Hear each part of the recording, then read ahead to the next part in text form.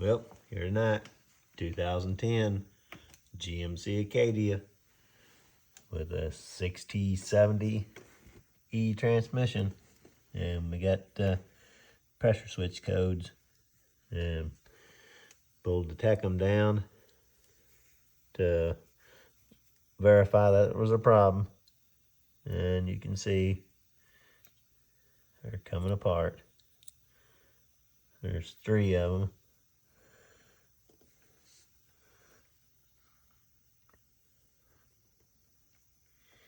There's 3 of them coming apart, and